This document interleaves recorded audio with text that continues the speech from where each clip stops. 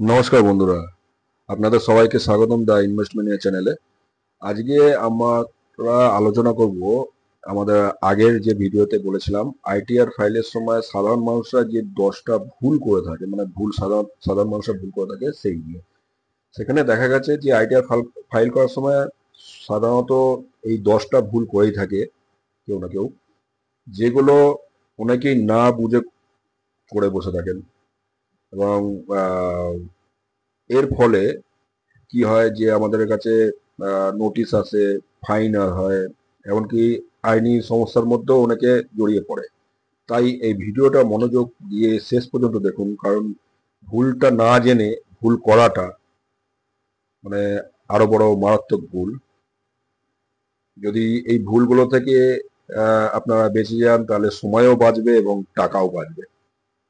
ভুল number 1, ITR form বেছে নেওয়া। কোন আইটিআর? অনেকেই না বুঝে আইটিআর 1 ফর্মটা ব্যবহার করেন, অথচ তাদের ইনকাম ফর্মে ফিট হচ্ছে না আইটিআর 1টা। ফলাফল হিসেবে রিটার্নটা রিজেক্ট হয়, নোটিশ আসে। এবার যদি বলি এর সমাধান কি আছে, আপনাদের ইনকামের ধরন অনুযায়ী ফর্ম ঠিক মতো বাছুন। মানে কোন ফর্মে আপনি ফিট হচ্ছেন সেই ফর্ম অনুযায়ী আইটিআর ফাইলিংটা করুন। ভুল নাম্বার 2, আর্থিক বছর আর মূল্যায়ন বছরের গরমিল। মানে যেটা বলেছিলাম এর আগের ভিডিওতে, যে অ্যাসেসমেন্ট ইয়ার এবং ফিনান্সিয়াল ইয়ার। ধরুন আপনি 2024-25 সালের ইনকাম ফাইল করতে হবে, তাহলে অ্যাসেসমেন্ট ইয়ার 2025-26 হবে। এবার অনেকে ফর্মে গন্ডগোল করে ফেলে, যে আগের অ্যাসেসমেন্ট ইয়ারটা দিয়ে তার ফাইলিংটা এই বছরেরটা করে ফেলে।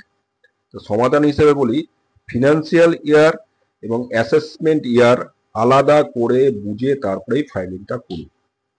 ভুল নম্বর 3, ফর্ম 16 না মিলিয়ে ফাইল করা। যারা স্যালারিড পার্সন আছে অনেক সময় ফর্ম 16 এর ইনকাম আর নিজেদের এন্ট্রি, মানে কোন ফাইলের মধ্যে এন্ট্রি করছেন সেটা না পার্থক্য রেখেই কিন্তু ফর্মটা ফিল আপ করে দিয়ে দেন। সমাধান হিসেবে আমি যদি বলি, ফর্ম 16 অনুযায়ী প্রতিটা তথ্য বাছাই করে তারপরেই আপনি ফাইলিংটা করা শুরু করুন। ভুল নাম্বার 4, ব্যাংক ইন্টারেস্ট বাদ দিয়ে ফাইল করা। এফডিআর বা সেভিংস অ্যাকাউন্টের থেকে যে আপনাদের ইনকামটা আসে, মানে ইন্টারেস্টেড ইনকাম যেটা আসে, সেটা অবশ্যই কিন্তু দেখাতে হবে। সমাধান, সমস্ত ব্যাংকের যত অ্যাকাউন্ট আছে, আমরা দেখি যে এক একজনের 3টে 4টে করে অ্যাকাউন্ট আছে, প্রত্যেকটা অ্যাকাউন্ট ইনক্লুড করে তার ইন্টারেস্ট ইনক্লুড করে এই ফাইলিং এর সময় অবশ্যই কিন্তু দেখাবে। ভুল নাম্বার 5, টিডিএস। টিডিএস কাটা হয়েছে কিন্তু ক্লেম করা হয়নি। ফর্ম 16 এস আর এআইএস অনুযায়ী অনেক সময় টিডিএস থাকে যার রিটার্ন ক্লেম করা হয় না। মানে আপনি ধরুন অনেক সময় টিডিএস আপনার এখান থেকে কাটা হয়েছে কিন্তু আপনি জানেনই না যে আপনার অ্যাকাউন্ট থেকে টিডিএস কেটেছে, কিন্তু আপনি ক্লেম করছেন না। জানেন না তো ক্লেম করবেন কেন করে? তা অবশ্যই সমাধান হিসেবে আমি বলি, ফর্ম 26 এস এবং এআইএস টা যাচাই করেই ফাইল করুন। মানে এই দুটো এআইএস টা দেখলেই আপনি বুঝতে পেরে যাবেন যে আপনার টিডিএস কাটা হয়েছে নাকি ফিনান্সিয়াল ইয়ারে। এটা দেখে ফাইলিং করার সময় আপনি পুট আপ করে দেবেন। ভুল নম্বর 6, ডিডাকশন।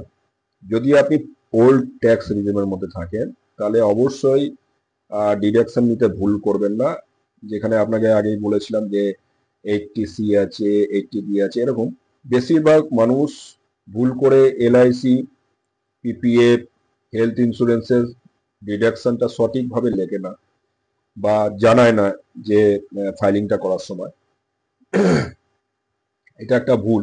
এর সমাধান হিসেবে বলি, সমস্ত ডিডাকশনের যেসব আপনাদের কাছে রসিদ আছে বা প্রমাণপত্র আছে সেগুলো হাতের কাছে রাখুন। যখন ফাইলিং করবেন সেই টাইমে অবশ্যই এই রসিদগুলো বা আপনার প্রমাণপত্রগুলো যেগুলো থাকবে অবশ্যই এর সঙ্গে সাবমিট করবেন এবং দেখাবেন যে আমি এই জায়গাগুলোতে ইনভেস্টমেন্ট করেছি, এর ডিডাকশনগুলো ক্লেম পাবেন আপনারা। ভুল নম্বর 7, ওল্ড এবং নিউ ট্যাক্স রিজিয়ন ভুল বাছাবাছি করে। যারা ভুলবশত পুরনো ট্যাক্স রিজিয়ন থেকে আহ, থেকে যান, নতুন ট্যাক্স রিজিয়নে সুইচ করেন, মানে পুরনো থেকে নতুনে যাচ্ছেন, এতে ট্যাক্স কিন্তু বেশি পড়ে। সমাধান হচ্ছে কি, আগে আপনি ক্যালকুলেট করে দেখুন যে আপনি এখান থেকে ডিডাকশন, আপনার যে ইনভেস্টমেন্ট আছে সেখানে ডিডাকশন কত পাচ্ছেন। হ্যাঁ, ঠিকঠাক মতো অ্যাসেসমেন্ট করে, মানে ফিনান্সিয়ালের ফাইলিং করার সময় অ্যাসেসমেন্ট গুলো করে দেখুন যে ঠিকঠাক মতো আপনার ডিডাকশন করার পরে আপনার মানে নন ট্যাক্সেবল এর মধ্যে পড়ছেন না ট্যাক্সেবল এর মধ্যে পড়ছেন, এগুলো বাদ বিচার করে তারপরে আপনি বেছে নিন যে ওল্ড ট্যাক্স রেজিমের মধ্যে থাকবেন না নতুন ট্যাক্স রেজিমের মধ্যে থাকবেন। যদি দেখেন যে আপনার ইনভেস্টমেন্ট বেশি আছে, সেখান থেকে আপনার ডিডাকশনও হচ্ছে, তাহলে আপনি ডিডাকশনটা পাবেন, তাহলে ওল্ড ট্যাক্স রেজিমের মধ্যে থাকতে পারেন। আবার যদি দেখেন যে আপনার ইনকাম কম আছে, আপনি ইনভেস্টমেন্ট অত করেননি, তাহলে নতুন ট্যাক্স রেজিমের মধ্যে কোনো অসুবিধা নেই। বা যারা চায় যে আমি ডিডাকশন নেবো না, সেখানে ক্ষেত্রে হতে পারে। ভুল নম্বর 8, ভেরিফিকেশন না করা। আইটিআর ফাইল করার সময় অনেক সময় দেখা যাচ্ছে ই ভেরিফাই অনেকে করে না। ফলাফল হিসেবে রিটার্ন যে অ্যাক্টিভিটিটা থাকে, রিটার্নের অ্যাক্টিভিটিটা ওদের আসেই না অনেক সময়। মানে আইটিআর রিটার্নটা, তো সেইখানে ই ভেরিফাইটা করা দরকার। ফাইল করার 30 দিনের মধ্যে ভেরিফিকেশন অবশ্যই করবেন। কারণ কি, ভেরিফিকেশন না করলে আপনার যে ফাইলটা, মানে গভর্নমেন্টের কাছে ফাইলিং করেছেন আইটিআর ফাইলটা, সেইটা রিটার্নটা, মানে ওটা পেন্ডিং হয়ে যাবে। এই জন্য ভেরিফিকেশনটা অবশ্যই করে দেবেন। এবার যাই আমরা ভুল নাম্বার 9, আইএফএসসি, মানে যেটা আমাদের ব্যাংকে থাকে, IFSC code, pan, account number দেয়া। এটা একটা একটা ভুল বড় ধরনের, পুরো রিফান্ডটা আটকে যেতে পারে। ধরুন আপনি ট্যাক্স ফাইল করেছেন, সেখানে আপনি ডিডাকশন ক্লেম করেছেন।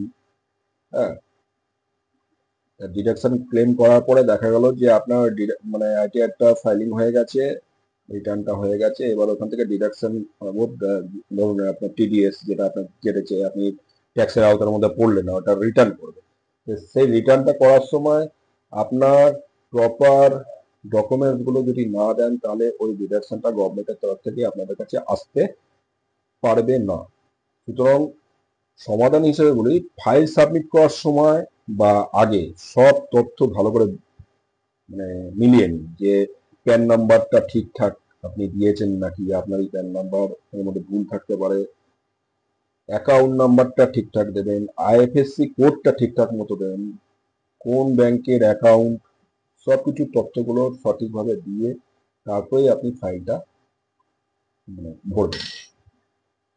ভুল নম্বর 10, সময়ের পরে মানে লেট ফাইলিং যদি করেন, অনেকে হয় কি যে শেষ টাইমে গিয়ে আমি ফাইলিং করে দেবো, যা হোক একটা বসে করে দেবো, এই এই ভুলটা অবশ্যই করবে না। শেষ মুহূর্তে অনেক সময় কি হয় কি, এটা সার্ভারে চাপের জন্য অনেক সময় ফাইলিংটা সাবমিটও হতে পারে না, তখন কিন্তু আপনার আহ, দেখা যায় যে লেট ফাইলিং হচ্ছে। তো সেই লেট ফাইলিং এর জন্য অনেক সময় প্ল্যানটি দিতে হতে পারে, অনেক সময় না, বেশি প্ল্যানটি হবে, মানে লেট ফাইলিং হলেই প্ল্যানটি দিতে হবে। সমাধান, সময় থাকতে রিটার্ন ফাইল করুন। 31শে জুলাই 2025-এর মধ্যে এটা টাইম আছে। এখন সম্ভবত আইটিআর 1টা বেরিয়েছে আমার যতদূর, মানে আমি খোঁজ খবর পেয়েছি। তা আপনারা আইটিআর 1-এর আওতার মধ্যে যারা যারা পড়ছেন, তারা এখনই ফাইলিংটা করে নিতে পারেন, তাহলে তাড়াতাড়ি করে আপনাদের ফাইলিংটাও হয়ে যাবে। আর ওই শেষ টাইমে গিয়ে স্টেজে মেকআপ দেওয়ার মতো অবস্থা হবে না, সেখানে অনেক ভুল হওয়ার সম্ভাবনা থাকে। তো বন্ধুরা, এই 10টা ভুল এড়িয়ে চলুন, তাহলে আইটিআর ফাইলিং এর সময় কোনো ঝামেলাহীন এবং সুরক্ষিতভাবে আপনাদের ফাইলটা জমা হবে। আপনি এই ভুলগুলোর মধ্যে কোনটা করে ফেলেছেন নিচে কমেন্টে অবশ্যই জানাতে ভুলবেন না। ভিডিওটা যদি আপনার কাজে লেগে থাকে তাহলে একটা লাইক করুন। আরও এমন financial related, investment related guide পেতে দ্য ইনভেস্টমেনিয়া চ্যানেলকে সাবস্ক্রাইব করুন, শেয়ার করুন, সচেতন হন। সঠিক ট্যাক্স ফাইলিং মানে ভবিষ্যতের নিরাপত্তা। ধন্যবাদ।